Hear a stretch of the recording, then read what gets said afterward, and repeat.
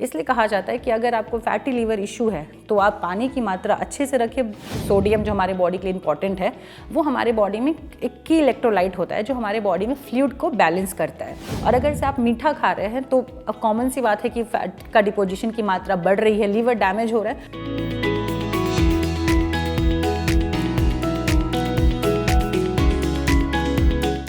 पानी का तो बहुत इंपॉर्टेंट रोल प्ले करता है। आपको कोई भी डिजीज़ हो या आप डिजीज़ नहीं भी हो, आप एक नॉर्मल इंडिविजुअल हेल्दी पर्सन ही क्यों ना हो, पानी बहुत इंपॉर्टेंट है। क्योंकि पानी क्या होता है कि एक तो हमारे वो बॉडी से टॉक्सिन को फ्लश आउट करता है, साथ ही साथ वो हमारे डाइजेशन और मेटाबॉलिज्म प्रोसेस में भी हेल्प करता है। अगर हम, जैसे कि हमने कहा, फैटी लीवर होने की वजह से क्या होता है कि लीवर की जो कार्य करने की क्षमता है वो थोड़ी कम हो जाती है। अगर हम पानी नहीं पिए, हम अपने बॉडी को डिहाइड्रेट कर लिए, तो जो टॉक्सिन हमारे बॉडी में प्रोड्यूस हो रही है, अब लीवर का तो वर्कलोड बढ़ रहा है बट लीवर काम नहीं कर पाया, जिसकी वजह से लीवर डैमेज हो रहा है। और डिहाइड्रेशन होने की वजह से लीवर और उसको मेहनत करना पड़ा ताकि वो टॉक्सिन बाहर निकले और वो लीवर और ज़्यादा डैमेज हो, जिसकी वजह से वो क्योर करना पॉसिबल नहीं होता है। इसलिए कहा जाता है कि अगर आपको फैटी लीवर इशू है तो आप पानी की मात्रा अच्छे से रखें, 3 से 4 लीटर। लेकिन एक बात आपको और भी ध्यान देना होगा कि कभी कभी क्या होता है कि फैटी लीवर के साथ हमें अन्य बीमारियां भी होने लगती है, जहाँ पे हमारा फ्लूइड रिटेंशन होता है बॉडी में। मतलब क्या होता है कि जब हम एक्सेस नमक खाते हैं तो नमक खाने की वजह से सोडियम जो हमारे बॉडी के लिए इंपॉर्टेंट है, वो हमारे बॉडी में एक की इलेक्ट्रोलाइट होता है जो हमारे बॉडी में फ्लूइड को बैलेंस करता है। अब क्या होता है कि जब हम नमक खाते हैं तो वो sodium as a sodium convert होकर हमारे ब्लड स्ट्रीम में जम रहता है। तो जब एक्सेस सोडियम होता है तो वो ब्लड, हमारे बॉडी उसको ब्लड स्ट्रीम में एक्यूमुलेट करता है ताकि वो जो फ्लूइड बैलेंस है उसको बैलेंस कर सके। सोडियम की सबसे अच्छी एक नेचर है कि वो पानी को अट्रैक्ट करता है। तो जब एक्सेस अमाउंट ऑफ हम नमक खाते हैं, जो हमारा सॉल्ट जो सोडियम में कन्वर्ट होता है, वो क्या करता है कि वो पानी को खींचता है, जो ब्लड वेसल में हमारे जाके एक्यूमुलेट होते हैं, जिसको हम लोग मेडिकल टर्म में इडिमा बोलते हैं, जिसकी वजह से आपका स्वेलिंग होने लगता है आपके जॉइंट्स एंड ऑल में, जिसकी वजह से आपके फ्लूइड रिटेंशन होता है, उसकी वजह से आपको ब्लड प्रेशर बढ़ती है। तो हमें वो चीज़ ध्यान देना होगा कि कहीं हमारे बॉडी में फ्लूइड रिटेंशन तो नहीं हो रहा है, कहीं हमें एडिमा की तो हम शिकार नहीं है। तो उस टाइम आपको पानी की मात्रा कम करनी पड़ती है, प्रिस्क्राइब बाय योर डॉक्टर या डाइटिशियन जो भी होता है। उस टाइम क्या होता है कि अगर ऑलरेडी आपके बॉडी में पानी का एक्यूमुलेशन ज़्यादा है तो हम आपको आउटसोर्स पानी नहीं दे सकते। उस सब कंडीशन में क्या होता है, कभी 2 लीटर या कभी 3 लीटर या कभी 1.5 लीटर पूरे दिन का आपका पानी का होता है, including your cooking, including your खाना, आपका पीना, सब चीज़ उसी में इंक्लूड होता है। तो पानी भी इंपॉर्टेंट है हमारे बॉडी के लिए।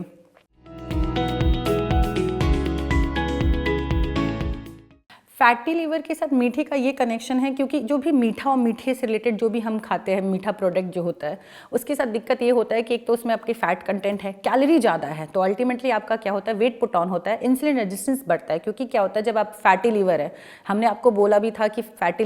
लीवर आपके मेटाबॉलिज्म प्रोसेस में मदद करता है, जिसमें से एक है आपका ग्लूकोज मेटाबॉलिज्म। अगर आपको फैटी लीवर है तो ऑफकोर्स लीवर की वो क्षमता, कार्य उसको जो मेटाबॉलिज्म प्रोसेस में जो हेल्प करता है वो कम हो जाता है, जिसकी वजह से क्या होता है कि आपको चांसेस है कि आपको डायबिटिक या प्री डायबिटिक आप डायग्नोस हो सकते हैं। और अगर से आप मीठा खा रहे हैं तो अब कॉमन सी बात है कि फैट का डिपोजिशन की मात्रा बढ़ रही है, लीवर डैमेज हो रहा है, तो कंफर्म है कि आपको डायबिटीज़ हो सकता है। इसलिए कहा जाता है कि अगर आपको फैटी लीवर डायग्नोस हुआ है या फिर आप फैटी लीवर के कोई भी ग्रेड पे है तो आप मीठा या मीठा से रिलेटेड प्रोडक्ट छोड़ दें। अगर आप डेली मीठा खाने आपकी हैबिट है तो आप हफ्ते में 1 बार या फिर 2 बार आप मीठा खाएं। जहाँ तक कि है कि अगर आपको मीठे से बचना है तो बहुत सारे, जैसे अभी है आपके पास दही है, अब उसमें आप फ्रूट्स को इनकॉर्पोरेट करके नॉर्मल बेक्ड योगर्ट है या फिर अनस्वीटेंड जो योगर्ट होते हैं, आप डार्क चॉकलेट खा सकते हैं क्योंकि इसमें डार्क चॉकलेट आपके लिए अच्छा होता है, आपका हार्ट फ्रेंडली होता है, आपके लिवर फ्रेंडली होते हैं, आपको वो मीठे का भी एहसास हो जाएगा और साथ ही साथ आप अपने लिवर को भी प्रोटेक्ट कर सकेंगे।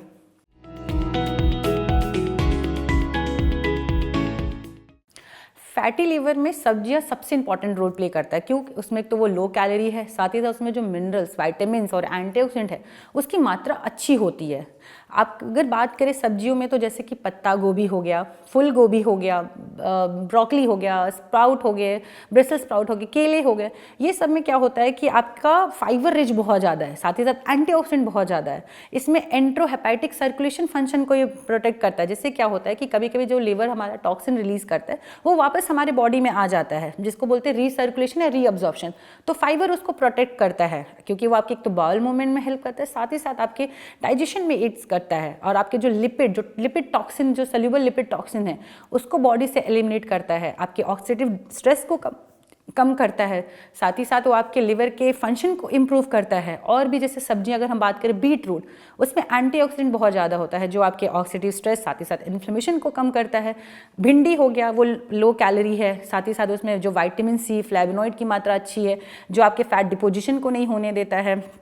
आपकी जितनी भी सब्जी, अब सब्जियों की सबसे अच्छी यही बात है कि आप सारी सब्जियों को आराम से खा सकते हो फैटी लिवर, बट एक दो सब्जियां जो हमें अवॉइड करना होता है, जैसे कि हमने कहा कि फैटी लिवर में आपको डायबिटीज़ होने की चांसेस ज़्यादा होती है। तो जैसे कि आलू हो गया, आपका कोहड़ा हो गया, आपके जो हरे मटर है उसको अवॉइड करना, क्योंकि एक तो ग्लाइसेमिक इंडेक्स उसमें ज़्यादा होता है। तो हम नहीं चाहते कि हमें फैटी लिवर के बाद हम डायबिटीज़ हो जाए, क्योंकि उस टाइम सिचुएशन बहुत ज़्यादा वर्स्ट हो जाता है कि फैटी लिवर के साथ आपके डायबिटीज़ को भी बैलेंस, क्योंकि आपके पास दो डिजीज़ हो जाती है जिसकी वजह से आपको दोनों को बैलेंस करना होता है। तो ये ध्यान देना है कि हमें ये सब वेजिटेबल्स को अवॉइड करना है। बाकी आप कोई भी वेजिटेबल्स खा सकते हो, क्योंकि वेजिटेबल्स आई थिंक सबसे अच्छा चीज़ है जहाँ पे आपको सारे चीज़ मिल जाते हैं, जहाँ पे आपकी लो कैलोरी है, आपके विटामिन्स है, मिनरल्स है, फाइबर है, एंटीऑक्सीडेंट की मात्रा अच्छी होती है। तो आप वेजिटेबल्स बेझिझक इंजॉय कर सकते हैं, क्योंकि वो फैटी लिवर के लिए बहुत ही ज़्यादा महत्वपूर्ण रोल प्ले करता है।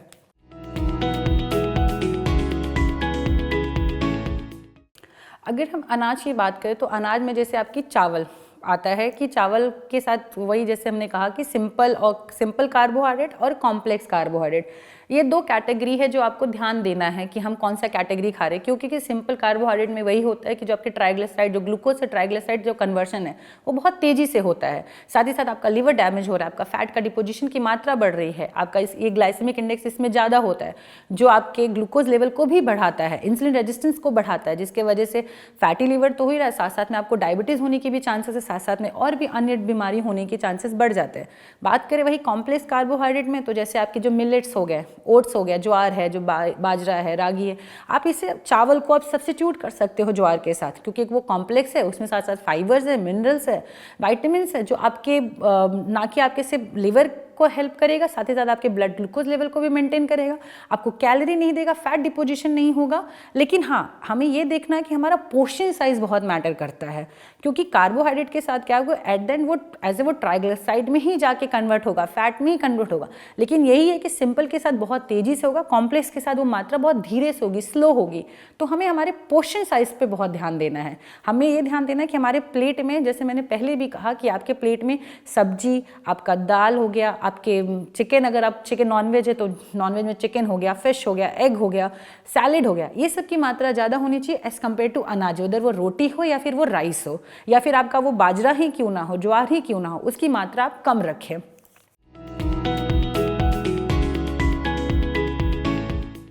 अगर हम फलों की बात करें तो फल भी एक फैटी लिवर के लिए बहुत इंपॉर्टेंट है, क्योंकि फलों में भी क्या है कि उसमें भी आपके विटामिन्स, मिनरल्स, एंटीऑक्सीडेंट हो गए, फाइबर की मात्रा हो गई, वो बहुत ही अच्छी होती है। तो फलों में आपको सिर्फ ये ध्यान देना है कि हमें होल फ्रूट खाना है, हमें फ्रूट जूस को अवॉइड करना है, क्योंकि फ्रूट जूस में क्या होता है कि जब आप उसको प्रोसेस करते हैं तो उसमें जो फाइबर है, जो उसके न्यूट्रिएंट है, वो लॉस हो जाते हैं, वो क्योंकि वो पल्प में आ जाता है, आप उसे फेंक देते हो, आप सिर्फ जूस को छन्नी से छान के पीते हो, तो उसमें सिर्फ और सिर्फ फ्रुक्टोज होता है, जो नेचुरल शुगर आपके फ्रूट्स में प्रेजेंट, जो ग्लूकोज होता है, जो सिर्फ और सिर्फ आपको कैलोरी देता है, फैट देता है, और साथ ही साथ आपका ब्लड ग्लूकोज लेवल बढ़ाता है। अगर हम बात करें फ्रूट्स में हमें कौन से फ्रूट्स इनकॉर्पोरेट करना चाहिए, जितने भी आपके सिट्रस फूड है, जो आपके हो गए आंवला हो गया या संतरा है, मौसम्मी है, क्योंकि इसमें एक तो फ्लेवोनॉइड है, विटामिन सी है, साथ ही साथ एंटीऑक्सीडेंट है, इसमें आपको हेप्टोप्रोटेक्टिव नेचर होता है, मतलब वो लीवर को डैमेज से प्रोटेक्ट करता है, आपके डिटॉक्सिफाई प्रोसेस में आपको लीड करता है, आपके लीवर का जो वर्कलोड है उसे कम करता है। एप्पल है, उसमें आपके सॉल्युबल फाइबर है, पेक्टिन है, जो आपके बाउल मूवमेंट को ठीक करता है, आपके डाइजेशन को ठीक करता है, साथ ही साथ आपको फीलिंग ऑफ फुलनेस देता है। अगर हम बात करें जितनी भी बेरीज हैं, स्ट्रॉबेरी हो गया, रास्पबेरी हो गया, जामुन हो गया, ब्लैकबेरीज हो गया, ये सब पावर हाउस ऑफ एंटीऑक्सीडेंट है, जो ना कि सिर्फ आपके लिवर, आपके हार्ट को, आपके कोलेस्ट्रॉल लेवल को कम करने में मदद करता है, साथ ही साथ आपके जो बीपी है उसको कम करता है। पपाया है, पपीता जिसे हम बोलते हैं, उसमें आपके जो एंजाइम्स है वो आपके लिवर के एंजाइम्स को एक्टिवेट करने में हेल्प करता है, साथ ही साथ जो लिवर में प्रॉब्लम हो रही है, डैमेज हो रहा है, उसे कम करता है। जामुन आपके लिवर फिब्रोसिस को कम करता है, साथ ही साथ आपके लिवर में जो डैमेज है, लिवर के हेल्थ में जो प्रॉब्लम्स आ रही है उसे ठीक करता है, आपके टॉक्सिन को रिमूव करने में हेल्प करता है। कीवी हो गया, आप अमरूद ले ले, आप ग्रेप्स ले ले, बनाना ले ले, आप जो भी फल, आप सारे फल खा सकते हैं। लेकिन कुछ फल जैसे मैंने बोला फ्रूट जूस आपको अवॉइड करना है। साथ ही साथ जो फ्रुक्टोज होता है, फ्रुक्टोज बेसिकली आपके नेचुरल शुगर होते हैं, जो आपके फ्रूट्स में पाया जाता है। किसी किसी में उसकी मात्रा ज़्यादा होती है, जैसे लीची हो गया, डेट्स हो गया, आपके आम हो गए, तो इसे आपको थोड़ी अवॉइड करना है क्योंकि एक तो उसमें ग्लूकोज की मात्रा ज़्यादा है, साथ ही साथ इसमें कैलोरी बहुत ज़्यादा है, जिसकी वजह से क्या होगा, अगर आप कैलोरी लेते हैं तो अल्टीमेटली वो आपका फैट डिपोजिशन ज़्यादा करता है। तो उसे आपको आप कंप्लीटली अवॉइड ना करें अपने डाइट से, आप वंस इन अ वीक या वंस इन अ मंथ या ट्वाइस इन अ मंथ आप उसको प्रेफर कर सकते हैं। आप सीजनल फूड को ज़्यादा प्रेफरेंस दें, क्योंकि आप जब सीजनल फूड खाते हैं तो आपके सीजन वाइज होता है, आपकी बॉडी के लिए अच्छा होता है, उसमें कोई केमिकल नहीं होता है, कोई टॉक्सिन नहीं होता है, तो वो आपके बॉडी के लिए अच्छा है। फल हमेशा एक अच्छा चॉइस है आपके बॉडी के लिए, आप वेदर आपको फैटी लीवर है या नहीं है, आप नॉर्मल हेल्दी लाइफ क्यों ना जिए, आपको हमेशा अपने डाइट में एक फल तो इनकॉर्पोरेट करना ही करना चाहिए।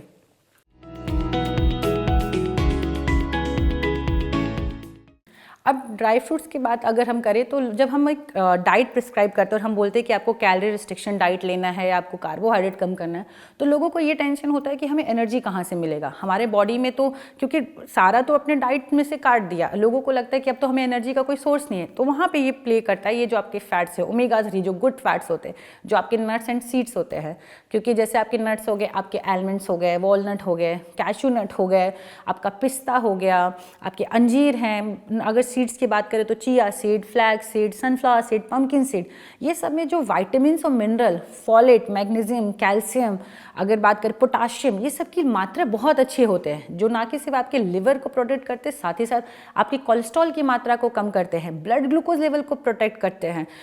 आपके ब्लड ग्लूकोज लेवल को बैलेंस में रखते हैं, लिवर डैमेज होने से उसको प्रोटेक्ट करते हैं, साथ ही साथ आपके हार्ट फ्रेंडली भी बहुत होते हैं क्योंकि उसमें ओमेगा 3 है, एंटीऑक्सीडेंट रिच है। तो ये कहा जाता है कि अगर आप अपना दिन नट्स से या एक हैंडफुल नट्स आप अपने डे में रखते हैं तो आप अपने लिवर को नहीं, साथ ही साथ अपने आप ओवरऑल ऑर्गन को भी, ओवरऑल डिजीज को भी प्रोटेक्ट करते हैं। तो नट्स एंड सीड्स हमारे बॉडी के लिए बहुत ही ज़्यादा इंपॉर्टेंट है। आप कोई भी नट्स ले सकते हैं, एक कॉम्बिनेशन ऑफ नट्स बना सकते हैं जिसमें आपने 4 बादाम रख लिया, 2 अंजीर रख लिया, एक वॉलनट रख लिया, एक प्रॉपर एक कॉम्बिनेशन बना के, जरूरी नहीं कि आपको सिर्फ वॉलनट ही पूरे दिन खाना है, पूरे दिन आलमंड ही खाना, एक कॉम्बिनेशन ऑफ नट बनाए। अगर आप कॉम्बिनेशन ऑफ नट्स बनाते हैं तो आपके हर एक नट्स के, जैसे आलमंड में अगर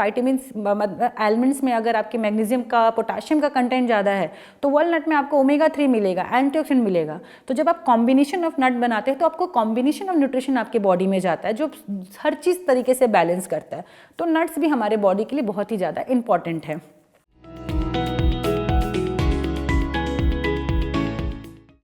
जैसे कि लहसुन और हल्दी के साथ एक स्टडी में भी देखा गया था कि जब कुछ लोगों थे जहाँ पे उन्होंने 45 डेज तक 2 मीडियम लहसुन रॉ उन्होंने कंज्यूम किया था, जहाँ पे ये देखा गया कि आपके जो लिवर में जो इन्फ्लेमेशन हो रहा है वो कम हो रहा है, जहाँ पे आप देख रहे हैं कि फैट के डिपोजिशन की मात्रा कम हो रही है। लिवर जब आपका इन्फ्लेमेशन कम हो रहा है, फैट के डिपोजिशन की मात्रा कम हो रही है, तो ऑटोमेटिक मतलब आप अपने डिजीज़ को क्योर कर रहे हैं, रिवर्स कर रहे हैं। अगर बात करें कि आपको लहसुन कैसे खाना चाहिए, आप उसे सुबह उठ के खाली पेट 2 लहसुन छील के ऐसे भी खा सकते हैं, नहीं तो आप अपने उसको आप प्रोसेसिंग आप अपने फूड में भी इनकॉर्पोरेट कर सकते हैं। जैसे कि दाल में आपने डाल के बना लिया, या फिर आप चावल फ्राई कर रहे हैं तो उसमें डाल के खा लिया, या फिर 2 लहसुन बस आप नॉर्मल ऐसी गैस पे रोस्ट करके आप उसको इनकॉर्पोरेट करके खा सकते हैं। आप हल्दी की बात करें तो आप नॉर्मल कभी कभी क्या होता है कि आप अपना गर्म पानी में हल्का सा हल्दी भी डाल के पी सकते हैं, या फिर आप अपने दूध में भी डाल के पी सकते हैं। और ऐसे भी तो हल्दी हम अपने डाइट में इनकॉर्पोरेट करते हैं इन द सब्जी फॉर्म या फिर दाल में डाल के। ये छोटी छोटी चीज़ें जो हमें पता नहीं होती है, ये हम बोलते हैं हमारा ट्रेडिशनल, जैसे कि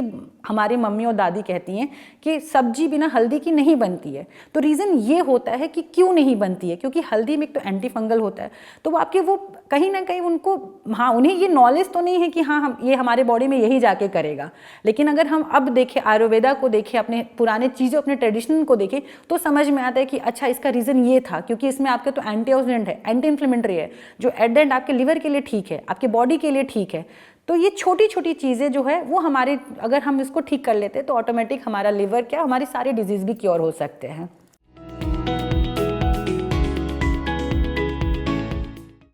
अब गैस के साथ क्या होता है ना कि गैस भी बहुत डिफरेंट तरीके का होता है। नॉर्मल एक लोगों को गैस होता है कि नॉर्मल है कि जैसे कि मील स्किप करने की वजह से होता है। बहुत लोगों की टेंडेंसी है कि कुछ खाने के बाद भी उनको गैस, कुछ फूड के वजह से उनको गैस फॉर्म होने लगता है। जैसे बहुत लोग होते हैं कि अगर बोलते हैं कि जैसे कि अगर मैंने कोई दूध से प्रोडक्ट रिलेटेड खा लिया तो मुझे गैस फील होता है, या मैंने दही खा लिया सुबह उठ के तो मुझे गैस होता है। तो उस टाइम पे हमें बस ये डाइट, वो भी पर्सन टू पर्सन वेरी करता है गैस वाला। अगर जैसे कि अगर आपको गैस, फ्रिक्वेंटली गैस हो रहा है, तो आप सुबह उठ के जैसे मेथी पानी आप लेते हैं तो उससे आपको एक गैस में रिलीज मिलता है। साथ ही साथ जैसे कि बहुत सारे जो गैस से रिलेटेड मतलब अगर हम बताएं नॉर्मल जो हम लोग बोलते हैं फॉडमैप, अगर आप उससे ध्यान दें, आप जैसे कि अगर आपको स्ट्रॉ से पानी पीने की हैबिट है या नारियल पानी आप स्ट्रॉ से पीते हैं तो आप उसे अवॉइड करें, क्योंकि आप एट द एंड आप एयर एक्यूमुलेट अपने बॉडी में कर रहे होते हैं। बहुत सारे जो जैसे दाल होता है, बहुत बार क्या होता है कि दाल खाने से हमें गैस होता है, तो हमें दाल का प्रोसेसिंग मेथड चेंज करना है। क्या होता है कि लोगों को ये नहीं, अब तो जैसे कि प्रेशर कुकर आ गया तो लोगों को ये नहीं पता कि जब हम प्रेशर कुकर में दाल बनाते हैं तो उसमें जो टॉक्सिन होता है वो रिमूव नहीं होता है, क्योंकि लोगों को लगता है कि प्रेशर कुकर में दाल बनाने से हमारा न्यूट्रिशन कंटेंट इंक्रीज होता है। वो होता है, उसमें कोई दो राय नहीं है। अगर आप पहले की मेथड चेक करें, गांव में आज भी वो पतीले में दाल बनता है और उसमें एक झाग निकलता है जो वो लोग हटा देते हैं, और वो झाग ही हमारे बॉडी के लिए डैमेज होता है, वो हमारे बॉडी के लिए टॉक्सिन होता है। तो ये कहा जाता है कि अगर आपको प्रेशर कुकर में दाल बनाना है, आप दाल को अच्छे से धोएं और कम से कम खाना बनाने से आधा घंटा या 45 मिनट्स उस दाल को गर्म कुनकुना पानी या नॉर्मल पानी में भिगो के रखें। उससे क्या होगा कि आपका जो दाल में जो टॉक्सिन है वो हट जाएगा, आपको गैस नहीं होगा। बहुत बार राजमा या बीन्स खाने से भी सेम होता है। दिक्कतें बस यही है कि आपको प्रोसेसिंग मेथड को चेंज करना है, आपके खाने के तरीकों को चेंज करना है। अगर आपको पूरी खाने से गैस हो रहा है तो आप पूरी को अवॉइड करके आप नॉर्मल पराठे या रोटी की तरफ शिफ्ट कीजिए, अपने प्रोसेसिंग मेथड को चेंज कीजिए। बहुत बार ये होता है कि हमें पता नहीं होता है कि मूढ़ी जैसे लाई होता है वो खाने से हमें गैस होता है, क्योंकि वो हमें बल्कनेस देता है जब भी खाने के बाद हम पानी पीते। तो अगर आप मूढ़ी खा रहे हो तो आप तुरंत पानी ना पिए, खाना खाने के बाद तुरंत पानी ना पिए, क्योंकि एक तो क्या होता है जब आप खाना खाने के बाद तुरंत पानी पीते तो जो खाने के लिए जो एंजाइम्स रिलीज होते हैं बॉडी में उसको डाइजेस्ट करने के लिए, वो पानी की वजह से डाइल्यूट हो जाते हैं, जो ईजिली डाइजेस्ट नहीं हो पाते और एंडेड आपको वो ब्लोटिंग वाला फीलिंग एंड वो गैस का फीलिंग वो सब आने लगता है। तो अब अगर अपनी छोटी छोटी हैबिटों को सुधार करते हैं तो आप अपने गैस के प्रॉब्लम को, साथ ही साथ अपना जो भी आपके डिजीज़ है, आप सबको क्योर कर सकते हैं।